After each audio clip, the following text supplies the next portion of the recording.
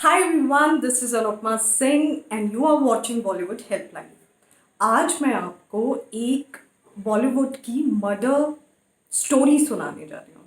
Mystery भी नहीं है, पूरी कहानी है। जब बॉलीवुड में डेथ्स की बात हो रही है, मर्डर की बात होती है, सुइसाइड की बात होती है, तो पहले दिव्या भारती का नाम आता था और अब सुशांत सिंह राजपूत का नाम आता है, जो शायद सालों दर साल लोग याद रखेंगे।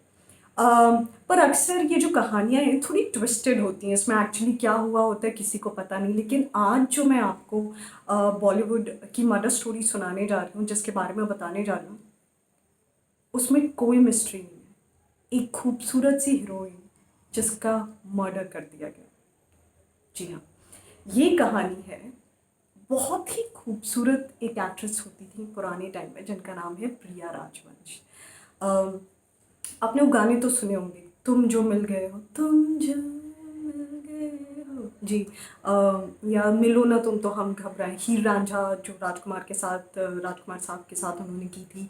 हकीकत एक फिल्म थी जिससे वो इंडस्ट्री में आई थी। हीर रांझा जो उनकी पिक्चर थी वो सबसे ज़्यादा पॉपुलर हुई थी क्योंकि हमारे देश में one of the first poetic film थी। पोएटिक माने डायलॉग्स पोयम के थ्रू कहे गए थे उसमें।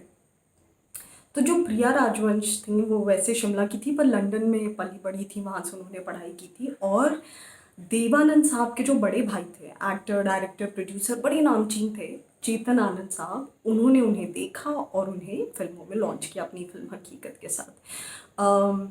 चेतन आनंद साहब की ही सारी फिल्मों में उन्होंने काम किया। जो भी 19-20 साल का उनका करियर रहा और उन्होंने 7-8 फिल्में की, वो सारी फिल्में चेतन साहब की थी।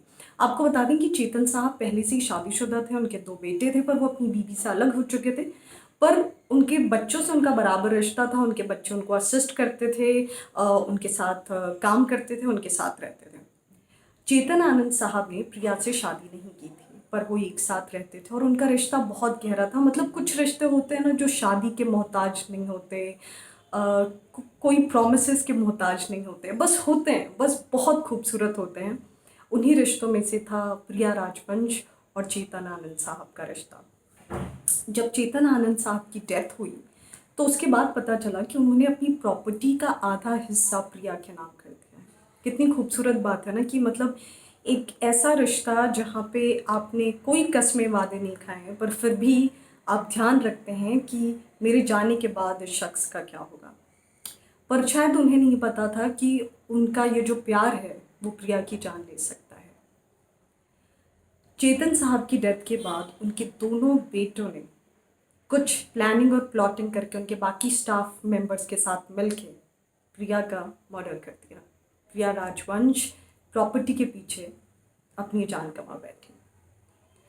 फिर ये मामला कोर्ट में गया और लाइफ इम्प्रिजनमेंट की सज़ा सुनाई गई। 4 लोगों को ये सज़ा सुनाई गई।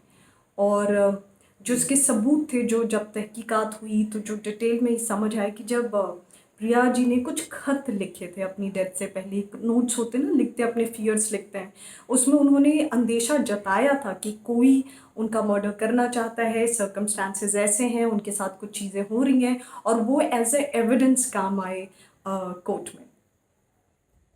एक ऐसी कहानी, अजीब सी मर्डर, शायद बॉलीवुड में जब भी कोई मर्डर या सुसाइड होता है तो वो एक मिस्ट्री बन के रह जाती है, लेकिन ये कोई मिस्ट्री नहीं है। शायद मिस्ट्री नहीं है इसलिए लोग इसके बारे में ज़्यादा जिक्र नहीं करते। पर बड़ी ही बेहद हसीन थी प्रिया राजवंश। और कितना खूबसूरत रहा होगा उनका और चेतन साहब का। किसे पता था कि कुछ पैसे या प्रॉपर्टी के लिए एक दिन वो अपनी जान गंवा बैठेंगे। ये अलग बात है कि उनके पास अपनी खुद की प्रॉपर्टी थी, उन्होंने अपना फ्लैट खरीदा हुआ था, उनके भाई थे, वो काफ़ी संपन्न परिवार से आती थी और काफ़ी, मतलब आप सोच सकते हैं कि वो पली बढ़ी लंदन में थी, उनको उस प्रॉपर्टी की ज़रूरत नहीं थी। पर फिर भी पे सोचिए, जिस चीज़ की ज़रूरत नहीं थी उस चीज़ के लिए उन्होंने अपनी जान गंवा बैठी। और आपको ये भी बता दें कि उनकी ज़िंदगी काफ़ी अच्छी रही थी। वो काफ़ी प्रोग्रेस्ड फैमिली से आती थी, पढ़ी लिखी थी, आउटगोइंग थी। उस ज़माने में भी वो एक बहुत ही अच्छी लाइफस्टाइल जी रही थी। पर शायद अ, उनकी डेथ वैसी नहीं हो पाई जैसा कि एक इंसान को मिलनी चाहिए। पर जो भी है, बॉलीवुड की बाकी मिस्ट्रीज़ की तरह एक क्लीशे मिस्ट्री नहीं है। हमने एक बहुत ही खूबसूरत अदाकारा खो दिया सिर्फ कुछ चंद पैसे और प्रॉपर्टी के लिए। ऐसी और भी कहानी आपको बताते रहेंगे। आप देखते रहिए बॉलीवुड हेल्पलाइन।